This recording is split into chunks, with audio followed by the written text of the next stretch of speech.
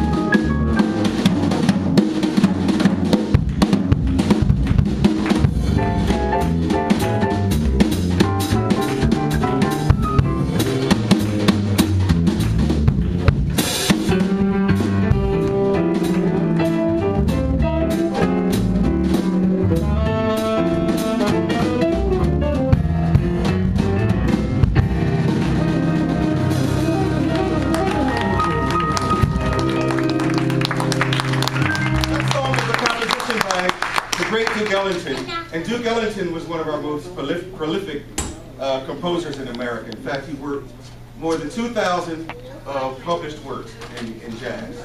And the jazz is one of the truly American art forms. It was born right here in America and cultivated right here. It's gone through many changes over the years. But it all started with rhythms from Africa and harmonies from Europe being sort of meld together and to create this sound. One of the earliest sounds in jazz that you might hear is the stride piano. And the stride piano was when piano players would play the melody, the rhythm, and the harmony all at the same time, and one person would play it. David's going to demonstrate that for us. You might know this one.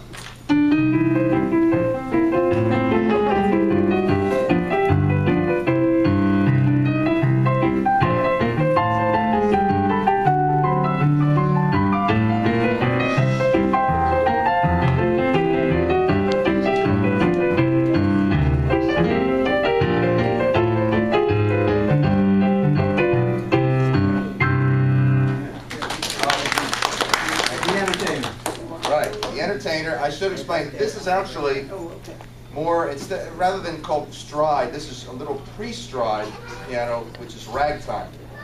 And this particular piece, The Entertainer, was written by Scott Joplin, a very well-known African-American composer who wrote a lot of great music, mostly piano music.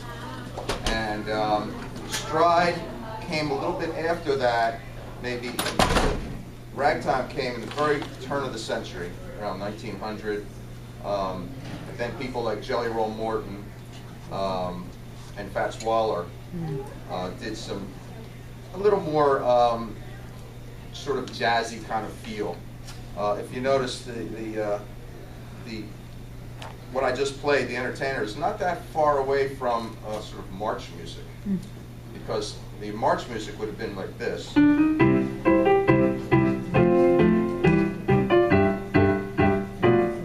So he made something which which we call syncopation.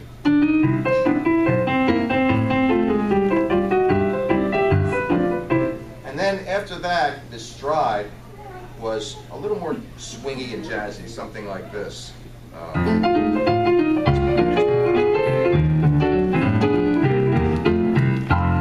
So it just kind of kept evolving until we'll get to a little bit later what we do today with jazz. But that's sort of the humble beginnings of jazz. I'm going to play a song now that you might recognize from the Harlem Globetrotters, if you ever seen them play. And this song was written in the early 1900s. And what we're going to demonstrate here is all the layers that take place in the building of jazz and the rhythm of jazz. Jazz has a rhythm called swing rhythm. And swing rhythm developed in New Orleans. So I'm going to take what we call a second line, New Orleans beat, and then it's going to evolve into a swing rhythm. And we're going to first have the rhythm play, and then we're going to add the bass, and then we're going to add the piano, which creates the harmony, and then lastly we're going to add the melody. So this is Sweet Georgia Rhythm.